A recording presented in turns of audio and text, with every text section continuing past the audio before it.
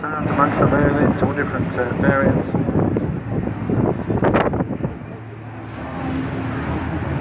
The other thing, of course, the different performance regimes as well. It takes a lot of time to practice this so that they know where their maximums and minimums are. It's hard work. I know that myself, running a similar formation of 4 aircraft.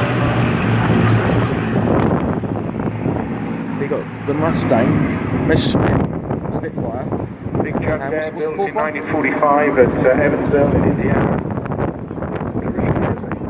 What's the fourth one? Details of its service with the United States Army Air Force, but it's will it be Japanese by any chance? Training command before going into storage. Like so many of these warbirds, they go through so many different lives. They languish in car parks, storage, hangars, and eventually recovered by enthusiasts and people with a few bob to spare as well. It also formed part of a group of P-47s which found their way into the Peruvian Air Force, giving it good service until 1967. John Dowdy, a familiar name, but let's keep our eyes pointed forward now as they come in for a break into their 2 sets of birds.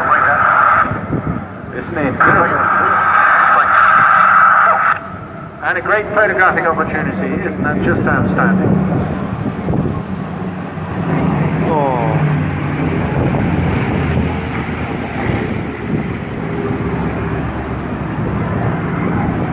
So the excitement's really going to notch up now with the Spitfire and the ME-109 about to start a mock dogfight and contain opposition passes at high speed and low level. And I've no idea who's going to win today's dogfight.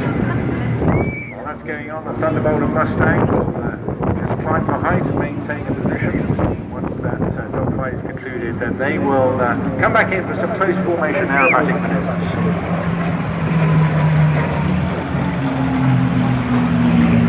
Fast opposition pass just to get the fight going with the beautiful elliptical wing, such a classic Spitfire. So sad in many ways that of course R.J. Mitchell didn't live through the war years to see the outstanding success. First flew in the mid-30s and over 20,000 produced, 24 different variants, and in frontline service right up until the mid-1950s. Truly exceptional, iconic British machine. Not just airframe, but of course with Rolls-Royce engine to match. Sounded well, sporting yeah. its D-Day colours. Put on all Allied aircraft to ensure that they were not engaged by friendly forces. But quickly on the tail now, look what's coming up. Here comes the MO-109 hunting for action.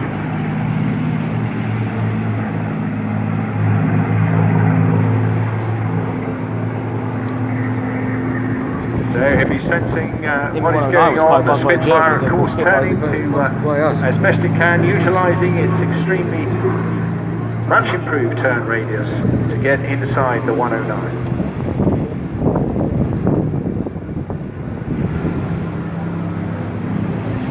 Reasonably closely matched. Of course, the Spitfire had some unforgiving nature. It's very slow to rearm and reposition to get back into the fight. But realising the 109's on his tail now, look, he's climbing as high as he can. The 109 unable to stick on his tail. The 109 still looking for a good position. But using this wonderfully light and manoeuvrable Spitfire design, he's now actually got a chance to reposition on his tail, coming in for the kill. The famous rules of war, dogfighting on the locker rooms of so many Second World War pilots, Scribe, Sailor Malin of South Africa. The Spitfire now spots him in position close behind him, ready for the kill.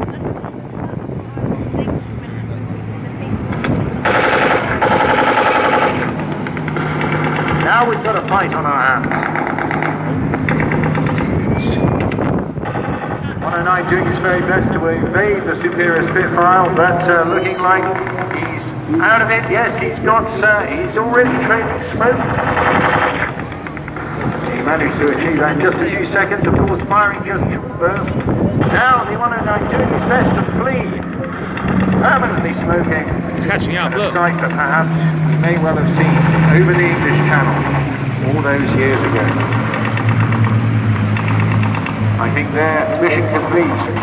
1 kill to the Spitfire. Fantastic. We're looking now high in the sky for the return of the American pair. Haha.